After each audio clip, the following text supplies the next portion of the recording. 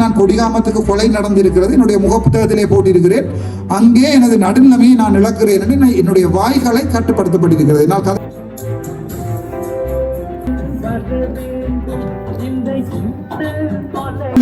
அந்த பயம் காலம் காலமாக எம்மை அடக்கி ஒடுக்க நினைத்த நாங்கள் உங்களுக்கு அம்பை அனுப்புகிறோம், நீங்கள் அங்கே பொம்மைகளை வைத்துக் கொள்ளுங்கள், நாங்கள் விரும்பும் போது சூண்டி விளையாடுவோம்.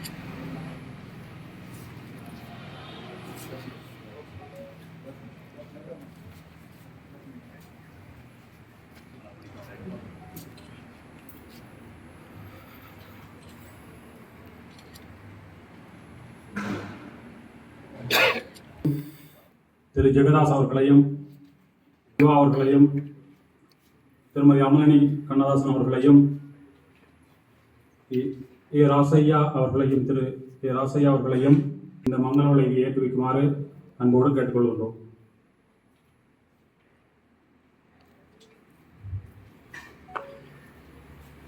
அந்த பயம் இருக்கும், அந்த பயம் இன்றல்ல நேற்றல்ல, அந்த பயம் காலம் காலமாக எம்மை அடக்கி ஒடுக்க நினைத்த அந்த சிங்கள தேசத்துக்கு என் தலைவன் வைத்து போன பயம். ஏன் எதற்காக ஜனாதிபதியோடு ஒரு சந்திப்பு ஒன்று நகர்ந்தது. அழைக்காத விருந்தாளிகள் எல்லாம் வந்திருந்த சந்திப்பிலே என்னுடைய கதிரைகளில் சாணக்கியன் அமர்ந்திருந்த கூட நான் அதை கவனிக்காமல் பின்னால் போய் உட்கார்ந்திருந்தேன். யாரெல்லாம் கதைக்கும் போது ஜனாதிபதி பயப்படவில்லை. ஆனால் என்னிடம் மைக்கை தந்த போது ஜனாதிபதிக்கு நெஞ்செடுத்திருக்கும். ஏனென்றால் நான் 4 கேள்விகள் நறுக்காக கேட்பேன் என்ற பயம். அந்த பயம், அந்த வீரம் இந்த மண் எங்களுக்கு தந்தது. பருத்தித்துறை மண், வடமராட்சி மண் எங்களுக்கு தந்தது. ஆகவே இந்த மண்ணுக்கென்று ஒரு வரலாறு இருக்குது. இந்த மண்ணில நாங்கள் புதைச்ச வரலாறுகள் கொஞ்சம் கொஞ்சமாக அறிபட்டு கொண்டே போகுது. நீங்கள் எடுத்தா தெரியும், இன்னும் அடுத்த தலைமுறைக்கு எங்களுடைய தேசிய தலைவருடைய போராட்டம் என்றா என்ன, எங்களுடைய மாவீரர்களுடைய அர்ப்பணிப்புகள் என்றா இப்ப எங்களுக்கு ஒரு சைக்கிளால விழுந்த புண்ணை தாங்கக்கூடியதாக இருக்காது. ஆனால் நான் நினைக்கிறேன், எங்களுடைய இந்த உள்ளூராட்சி சபை தேர்தலில் அனுரகுமார திசாநாயக்கு, நான் இதுவரை காலமுமே எந்த ஒரு ஜனாதிபதியும் ஒரு உள்ளூராட்சி சபை தேர்தலுக்காக ஒவ்வொரு அரை மணித்தியாலங்களுக்கு ஒவ்வொரு மீட்டிங் வச்சதை நான் காணவில்லை. அந்த பயம் தமிழரசு கட்சியால் பாராளுமன்றத்தில் ஏற்படுத்தப்படவில்லை. அந்த பயம் அகில இலங்கை தமிழ் காங்கிரஸாலேயோ அல்லது இபிடிபி ஜனநாயக கட்சியாலேயோ பாராளுமன்றத்தில் ஏற்படுத்தவில்லை. எனது குரலை அடக்க வேண்டிய ஒரு பயம் ஒன்றை சுயாதீனமாக என்னுடைய கட்சியிலே சுயேட்சை குழு என்று எழுதியிருக்கிறேன். எந்த அரசியல் பின்புலமும் இல்லாமல் அந்த பயத்தை பாராளுமன்றத்தில் நான் ஏற்படுத்தி இருக்கிறேன் என்றால், ஊழல் எல்லாம் பிடிப்போம் என்று வந்து சொன்ன அரசாங்கம் ஒரு பாராளுமன்ற உறுப்பினரை பார்த்து பயப்படுகின்ற என்றால் ஊழல்வாதி நானாக இருக்க வேண்டுமா, அரசாங்கமா இருக்க வேண்டுமா? பொதுமக்கள் தான் சற்று சிந்திக்க வேண்டும். இந்த அரசாங்கத்திலே எங்களுடைய அனுரகுமார திசாநாயக்க அவர்கள் சொல்லியிருக்கிறார், எங்களுடைய என்னுடைய யாழ் மண்ணுக்கு வருவதற்கு முன்னம் அனுரகுமார திசாநாயக்க அவர்கள் வெட்டி தலை குனிய வேணும். இது ஒரு வீரம் விளைஞ்ச மண். இது நாங்களாகவே உருவாக்கிய ஒரு நாட்டை கட்டிய ஒரு மண். இந்த மண் நீங்கள் நினைப்பது போன்று யாழ்ப்பாண குடாநாடு அல்ல, தமிழீழம் என்கிற நாட்டை கட்டிய மண்ணில் தான் நாங்கள் வாழ்ந்து கொண்டிருக்கிறோம். ஆனால் அவர் எங்களுடைய நாட்டிற்கு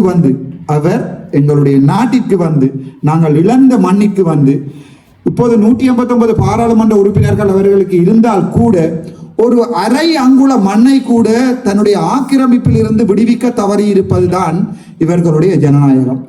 பாதையிலே அவர் வரும்போது உங்களுக்கு தெரியும், மிருசுவிலே வைக்கப்பட்டிருக்கின்ற அல்லது சாவகச்சேரி காங்கால் வைக்கப்பட்டிருக்கின்ற தடைகள் எடுக்கப்படும், ஆணையிரவு தடைகள் எடுக்கப்படும், மன்னாருக்கு முன்னால் பாலத்துக்கு முன்னால் வைக்கின்ற தடைகள் எடுக்கப்படும். அப்படியே போனால் இங்கே பலாலியில வைக்கப்பட்டிருக்கின்ற தடைகள் எடுக்கப்படும். அவர் போகும்போது அந்த தடைகளும் மீள விழும். இது என்னத்தை சொல்கிறது என்றால், தமிழர்கள் முட்டாள்கள் என்பதை அவர்கள் நினைத்து கொண்டிருக்கிறார்கள். உங்களுக்கே தெரியும், நான் இந்த இனத்தையும் குறிப்பிடவில்லை. சிங்களத்திலே ஒரு வசனம் இருக்கிறது, சிங்களையோ மோடையோ கவும் கண்ண ரோதையோ என்று சொல்லுவார்கள். அதை தமிழன் சொல்லவில்லை, நான் சொல்லவில்லை. சிங்கள இனத்திலே சிங்களையோ மோடையோ என்றால் சிங்களவர்களே சொல்லுகிறார்கள் சிங்கள மக்களை, சிங்களவர்கள் முட்டாள்கள். கவும் கண்ணர் என்ற அந்த பலகாரத்துக்கு பேர் கவும், ரோதையோ என்றால் பொருத்தமானவர்கள். அந்த பலகாரம் தின்பதற்கு பொருத்தமானவர்கள் தான் தங்களுடைய மொழியிலேயே அவர்கள் தங்களுக்காக வைத்துக் கொண்டு அனுரகுமார திசாநாயக்க நினைக்கிறார், தன்னுடைய பண பலத்தாலையும் அரசாங்கத்தின் பலத்தாலையும் கோயில்களிலே பெரிய ஒரு மேடைகளை போட்டு அந்த மேடைகளிலே எங்களுடைய தமிழரை முட்டாள் ஆக்கலாம் என்று உங்களுக்கு ஒன்று சொல்லுகிறேன்.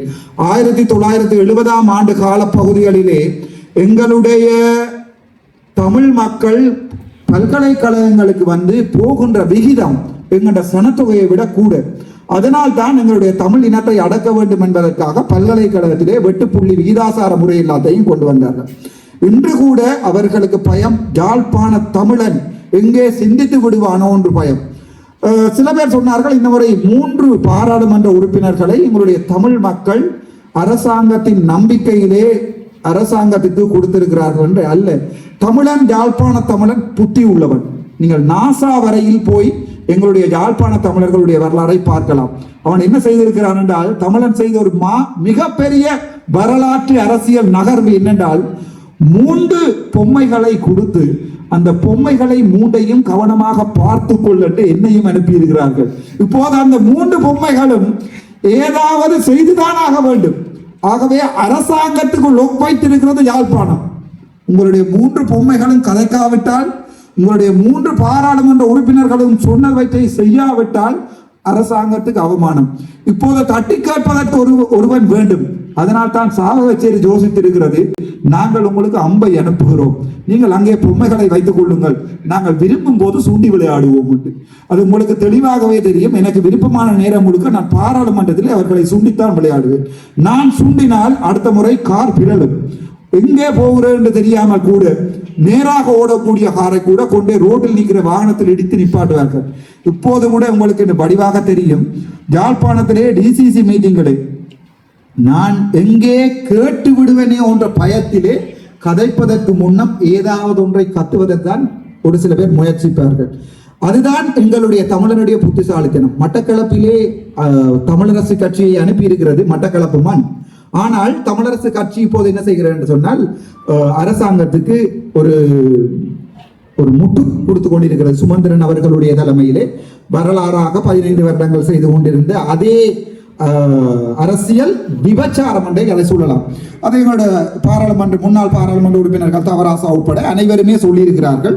அரசியல் விபச்சாரம் என்பது எனப்படுகிறால், தன்னுடைய தாய் நாட்டையும் தன்னுடைய தாய் மொழியையும் தன் இனத்தையும் தன் மக்களையும் இன்னொரு இனத்துக்கு காட்டி கொடுப்பவன் தான் விபச்சாரி.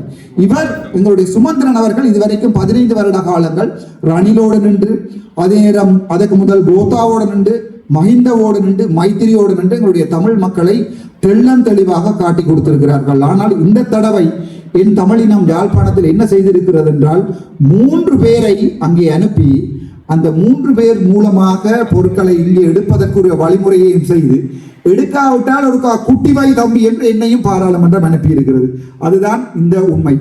சரி, நாங்கள் எங்களுடைய பிரதேச சபை நகர சபை பிரச்சனைக்கு வருவோம். பருத்தித்துறை, நான் 17 நகர சபைகளிலே 11 சபைகளுக்கு நாங்கள் இந்த முறை விண்ணப்பம் செய்திருந்தோம்.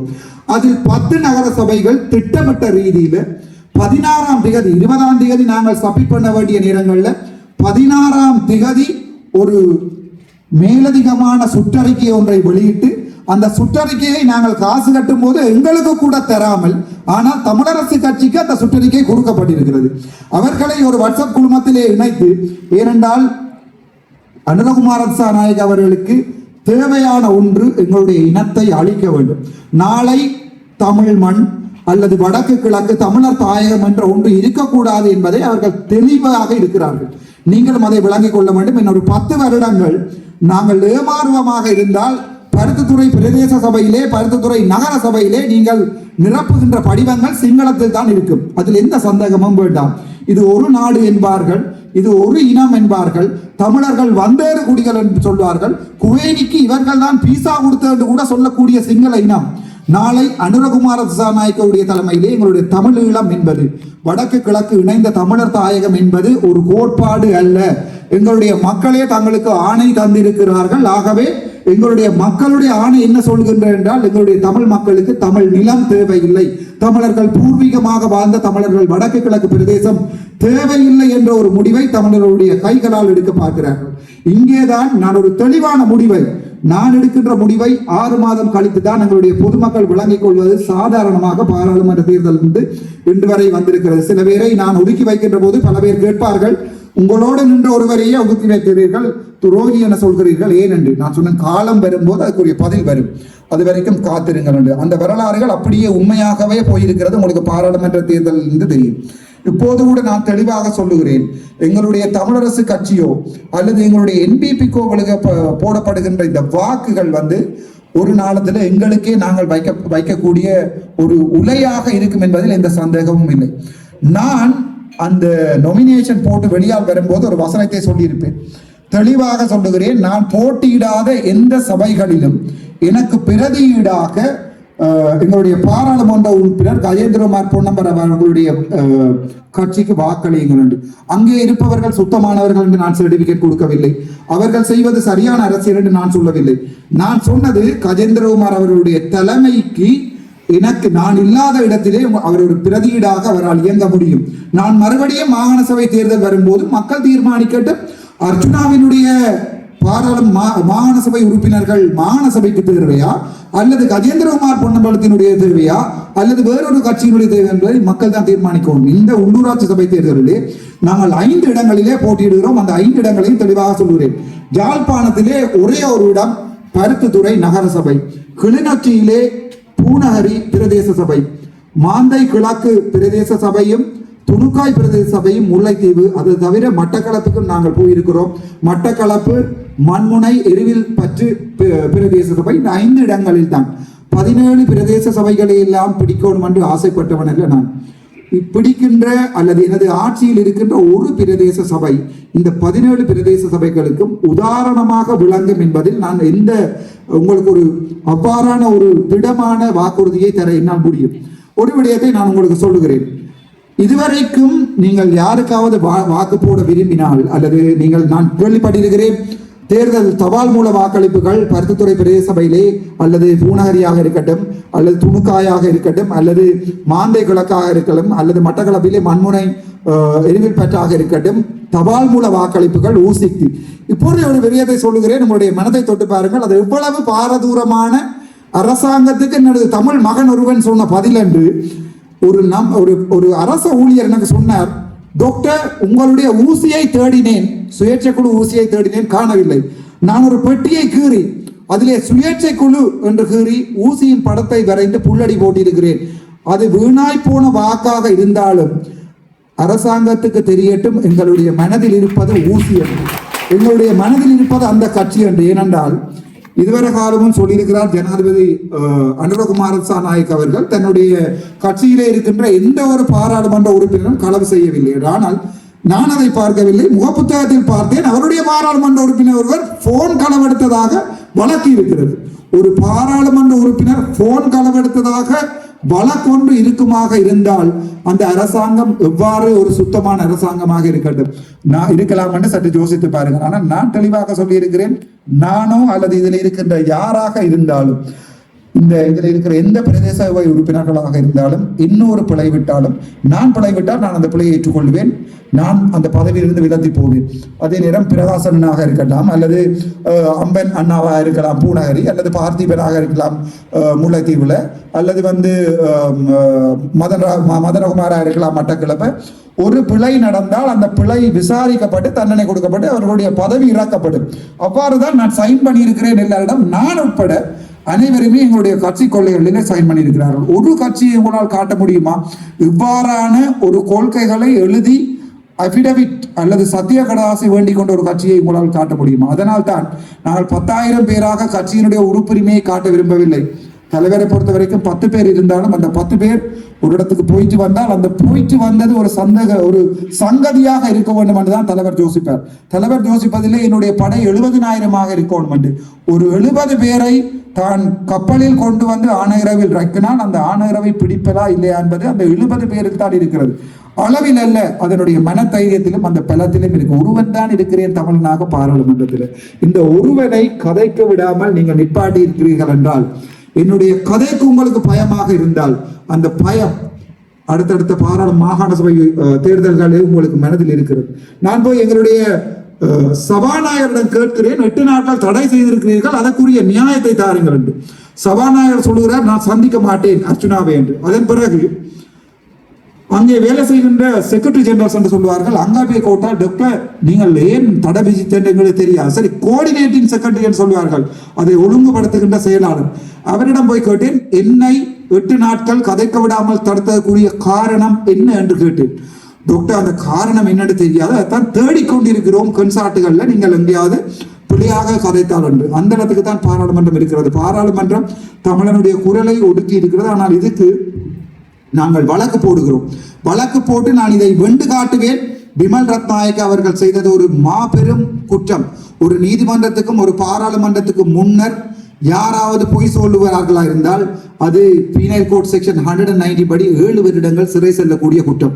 பிமல் ரத்நாயக்க அந்த குற்றத்தை செய்திருக்கிறார். அந்த குற்றத்தை விசாரிக்காமல் பாராளுமன்ற சபாநாயகர் அந்த குற்றத்தை மீண்டும் செய்திருக்கிறார். அதுக்குரிய தண்டனையை கொடுக்கும் வரைக்கும் ஒன்றில் என்பிபி அல்ல JVP என்னை சுட வேண்டும், அல்லது நாங்கள் உச்ச நீதிமன்றத்திலே அதுக்குரிய தண்டனையை எடுத்துக் கொடுப்போம்.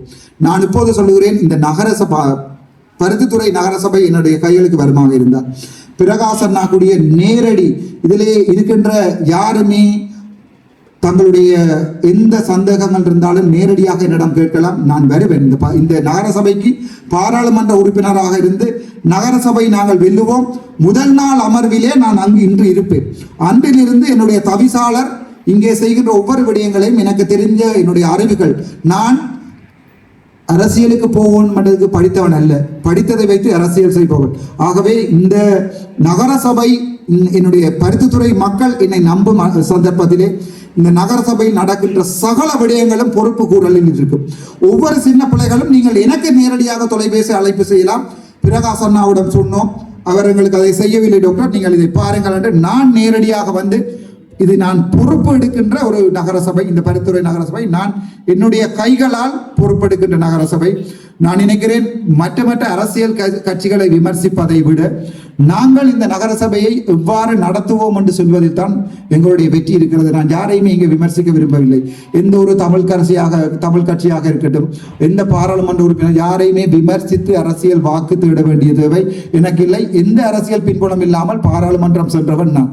ஆகவே இந்த நகரசபையிலே நான் என்னுடைய கைகளால் அது 5S சிஸ்டமாக இருக்கட்டும், அல்லது ஒரு குவாலிட்டி மேனேஜ்மெண்ட் சிஸ்டமாக இருக்கட்டும், அல்லது ஒரு கைசன் சிஸ்டமாக இருக்கு, அவர்களுக்கு தெரியாம இருக்கலாம் சில நேரங்களில். நான்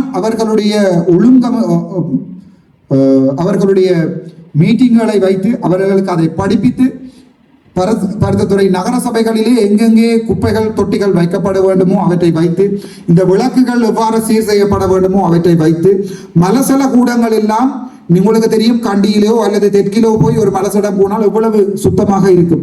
ஆனால் நகரசபை பருத்தித்துறை நகரசபை மனசோட கூடங்களுக்கு உங்களால் போய் வர முடியுமா?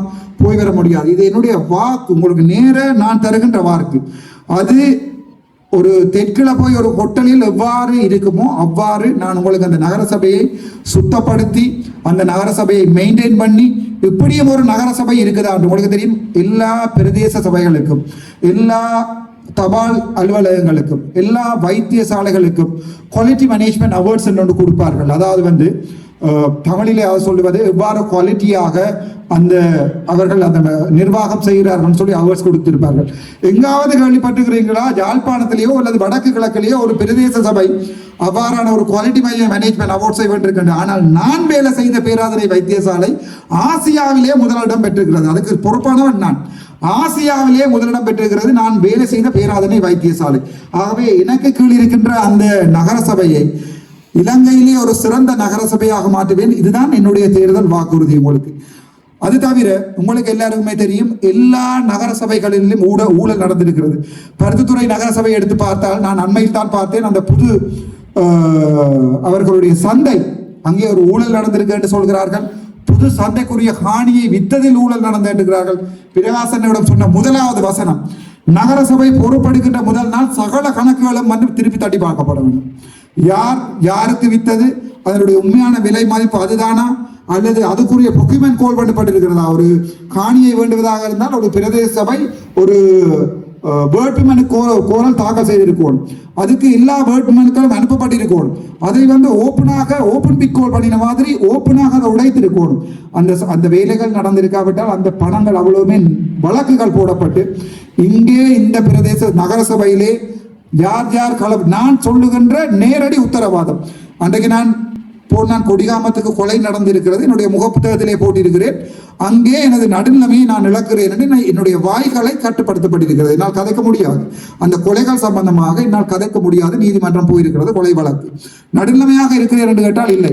நான் அன்றைய தினம் அதை தவிர்த்திருக்கிறேன். எங்களுடைய 1-2 மீடியா அங்கே வரவழி கேட்ட போது கூட நான் இல்லை வர வேண்டாம் சொல்லியிருக்கேன் என்றால் அது எங்களை சட்ட சிக்கல்களாக பண்ணபடியால் நான் இந்த கொடியாமத்தில் நடந்த கொலை சம்பந்தமாக இந்த கருத்தை தெரிவிக்கிறேன். ஆனால் பருத்தித்துறையிலே ₹1 களவெடுக்கப்பட்டிருந்தால் அதை நாங்கள் லஞ்ச ஊழல் ஆணைகளுக்கு எங்களுடைய தலைவர் பிரகாஷ் ஸ்ரீகரனுடைய ஒப்பத்தோடு வழங்கப்படும். அது தோண்டப்பட்டு அங்கே யாராவது காசு அடித்திருந்தால் அவர்களுக்குரிய வழக்குகள் போடப்பட்டு அவர்கள். இது என்னுடைய 2வது உங்களுக்கு தருகின்ற உத்தரவாதம். 3வது உத்தரவாதம் நான் உங்களுக்கு தருகிறேன். இனிவரும் காலங்களில் பிரதேச சபையில நகர சபையில பிரகாஷ் ஸ்ரீகரனோ அல்லது அவரோட வேலை இருக்கிற 6வது எங்கேயாவது ஊழல் செய்கிறார்களா இருந்தால் அவரை வெளியேற்றுவதும் அவர் அப்படி செய்ய போவதில்லை. இதுவரைக்கும் நான் பார்த்த மனிதர்களிலே புனிதமான நல்ல மனிதனும் பிரகாசம் தான். நான் சில விடயங்களில் யோசிச்சிருக்கிறேன், இப்படியாக மனிதர்கள் இருக்கலாமா என்று. ஆனால் யாராவது ஒரு முறைப்பாடு வந்தால் நானே அந்த முறைப்பாட்டை விசாரித்து அது உண்மை என்று காணப்படுற சந்தர்ப்பத்தில், அதை நீதிமன்றங்கள் தண்டிக்கப்படுற சந்தர்ப்பத்தில் கட்சிக்குரிய மானபங்கத்தை ஏற்படுத்தியதாக நான் கூட சைன் வச்சிருக்கிறேன். 10 மில்லியன் ரூபாய் எங்களுடைய கட்சிக்கு நான் நஷ்ட ஈடாக கொடுப்பேன் என்று. அவ்வாறான ஒரு கட்டுக்கோப்பான ஒரு கட்சியோடு தான் நான் நகரசபைக்கு இந்த முறை களமிறக்கி இருக்கிறேன். நீங்கள் விரும்பினால் எந்த கட்சிகளுக்கும் நீங்கள் வாக்கு போட்டுக் கொள்ளுங்கள், எனக்கு அது எந்த கவலையும் இல்லை. ஆனால் போடுகின்ற ஒவ்வொரு வாக்குகளும் நிதானமாக யோசித்து பாருங்கள். இந்த கட்சியை ஆளுவது யார்?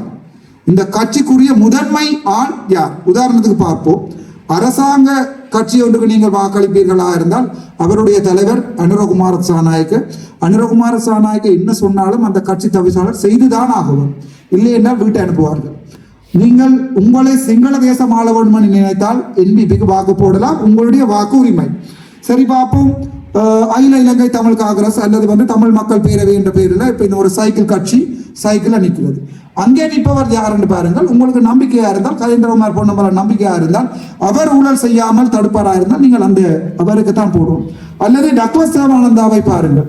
அவருடைய வரலாறுகள், அவர் ஒரு சுத்தமானவர் என்று சொன்னால் உங்களுடைய வாக்குகளை டக்ளஸ் தேவானந்தாவுக்கு நீங்கள் அடையுங்கள். இல்லை, பிரகாஷ் ஸ்ரீகரனோடு நிற்கிற ராமநாதன் அர்ச்சுனா உண்மையானவன், இதுவரை காலமே நான் உங்களுக்கு உண்மையாகத்தான் இருக்கிறேன் என்று நீங்கள் நினைத்தால் மட்டும், வேறு எந்த காரணத்துக்காக அல்ல, நீங்கள் நினைத்தால் மட்டும் அந்த வாக்குகளை என்னுடைய ஊசி சின்னத்துக்கு நீங்கள் அழியுங்கள். நீங்கள் எனக்கு போடுகின்ற அந்த வாக்குகள் உங்களுக்கே நீங்கள் போட்டுக்கொள்ளுகிற வாக்குகள். உங்களுக்கே தெரியும், யாழ்ப்பாணத்திலே ஒரு கொலை நடந்தால், ஒரு அநியாயம் நடந்தால் பெரிதாக எழுதியிருக்கிறேன், அங்கே முதலாவதாக அழைக்கப்படுவது நான். ஏனென்றால் என்னுடைய தமிழ் மக்களுக்கு தெரியும், நான் உயிருக்கும் பயப்பட மாட்டேன். என்னுடைய இனத்துக்காகத்தான் நான் என்னுடைய தொழில், என்னுடைய எதிர்காலம், என்னுடைய கனவு, என்னுடைய தந்தையினுடைய கனவு எல்லாவற்றையும் இழந்து இந்த அரசியலுக்கு வந்திருக்கிறேன்.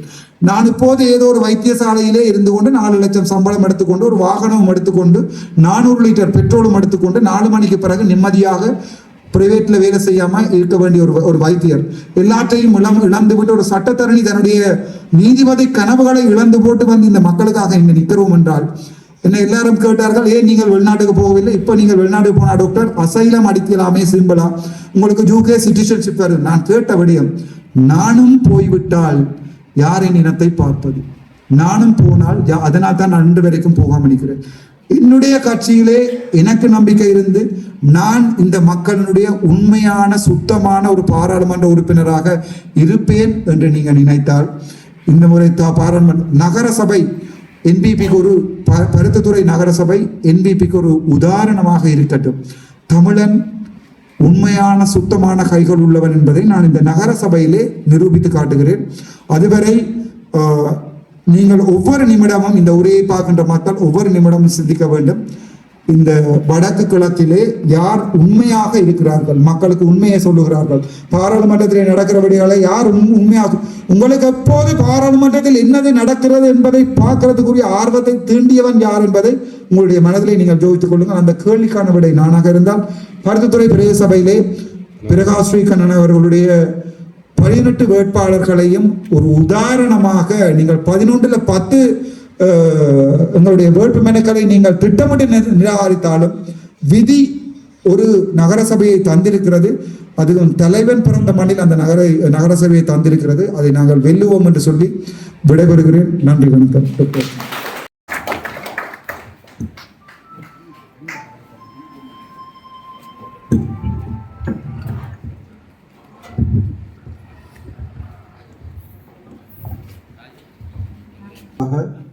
ஒன்று 2 உயிர்கள் அல்ல, எங்களுக்கு தெரிந்து 44,000 உயிர்கள், எண்ணப்படாத உயிர்களோடு சேர்த்து 60,000 உயிர்களை பறிகொடுத்த ஒரு மண்ணில் நாங்கள் நிற்கிறோம். அந்த போராட்டம் ஆரம்பித்தது இந்த மண்ணில். ஆகவே எங்களுடைய தேசத்தின் மூச்சுகளாக இருந்த எங்களுடைய முன்னோடிகளுக்கு மாலை வணக்கத்தையும் தெரிவித்துக் கொண்டு, முதலாக நாங்கள் எங்களுடைய பருத்தித்துறை உள்ளூராட்சி சபை, அது நகர சபைக்குரிய வேட்பாளர்களை ஒருவராக நான் உங்களுக்கு அறிமுகம் செய்ய விரும்புகிறேன். முதலாக எங்களுடைய பாராளுமன்ற வேட்பாளர், பாராளுமன்றத்திலே நாங்கள் முதலாக சுயேட்சை குழுவாக போட்டியிடுகின்ற போது எங்களுடைய பாராளுமன்ற வேட்பாளர் உங்களுக்கு எல்லாருக்குமே தெரியும், பிரகாஷ் ஸ்ரீகண்ணன். எங்களுடைய பருத்தித்துறை நகர சபையினுடைய முதன்மை வேட்பாளர் அவர்.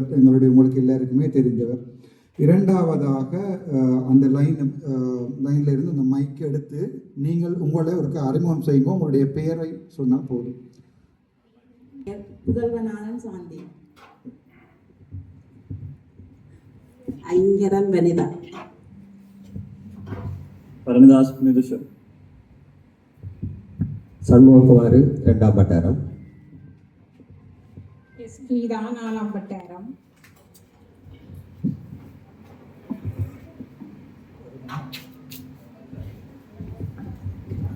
விஜயநாதன் 6ஆம் வட்டாரம்.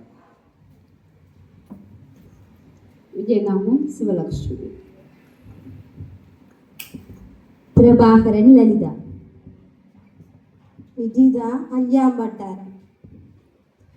சண்முகராஜா ராஜவேணி 2ஆம் வட்டாரம். உங்களுடைய அறிமுகத்துக்கு நன்றி. நாங்கள் நேரடியாகவே விடயத்துக்கு வருகிறேன். ஒரு சில விடயங்களை நான் திட்ட தெளிவாக உங்களுக்கு சொல்லியாக வேண்டும். நான் இந்த உரை யாரையும் விமர்சிக்கின்ற உரையோ அல்லது யாரையும் விமர்சிப்பதால் நாங்கள் வாக்குகளை கேட்கப் போவதில்லை. மிகவும் தெளிவாக சொல்லுகிறேன். பாராளுமன்றத்திலே ஒரு தமிழன் எழும்பி கதைக்கும் போது 159 பேர் நடுங்குகிறார்கள் என்றால், இன்றைக்கும் ஒரு தமிழனாக நான் அதை பெருமையாக சொல்லுகிறேன். தலைவன் பிறந்த மண்ணில் நான் எழும்புகின்ற போது பாராளுமன்றத்தில் இருக்கின்ற சபாநாயகராக இருக்கட்டும், பிரதி சபாநாயகராக இருக்கட்டும், இவன் என்னத்தை கதைத்து விடுவானோ என்கிற பயம், அந்த துணிவு இன்றைக்கு இந்த மண்ணில் இருந்தால் ஒரு தமிழனுக்கு பிறந்தது. உலகத்தில் எங்களுடைய தேசியத்தையும் தேசிய தலைவருடைய வழிநடத்தையும் எப்பவுமே உலக நாடுகள் வந்து ஒரு முன்னோடியாகத்தான் பார்க்கிறது. ஒரு சாதாரணமான ஒரு சின்ன ஒரு குடாப்பரப்புக்குள் இருந்து ஒரு உலகம் முழுவதுமே தமிழன் என்று நாங்கள் தலை நிமிர்ந்து நிற்கக்கூடியதுக்கு காரணம் எங்களுடைய மேதகு, எங்களுடைய கந்தக காற்றில் கலைந்த வரலாறு. அந்த வழியிலே இப்போது கூட நான் நினைக்கிறேன் என்றால், இந்த உள்ளூராட்சி சபை என்பது நாங்கள் எங்களுடைய அரசியல் பயணம் நேரடியாக பாராளுமன்றத்திலே போய் அமர்ந்திருக்கின்ற ஒரு அரசியல் பயணம். 3 மாத காலப்பகுதியிலே யாரென்றே தெரியாத ராமநாதன் அர்ச்சுனாவினுடைய இந்த அரசியல் பயணம் முதலாவது காலடி எடுத்து வைத்திருப்பது வந்து பாராளுமன்றத்தில். இப்போது கூட ராமநாதன் சபாநாயகருடைய அன்று இப்போ ஒரு 2 நாட்களுக்கு முன்னம் சபாநாயகருடைய அறைக்கு முன் போய் நின்றேன். அங்கே வேலை செய்தவர்கள் தொடக்க சகலதுமே பயப்பட்டார்கள். இவன் ஏன் இந்த அறைக்கு வந்திருக்கிறான், ஏதோ பிரளயம்தான் வந்திருக்கிறது. அந்த பயம், தலைவருடைய பெயரை சொன்னால் இப்போது பிறக்காத குழந்தை கூட, சிங்கள குழந்தை கூட பயப்படும். நாங்கள் கோத்தபாய ராஜபக்ச என்று சொன்னால் பயப்பட போவதில்லை, விமல் வீரவன்சன் என்று சொன்னால் பயப்பட தேவதில்லை, அல்லது அனுரகுமார திசாநாயக்க என்றாலே நாங்கள் ஒரு காமெடியாக பார்க்கின்ற வரலாறு தான் இருக்கிறது. ஆனால்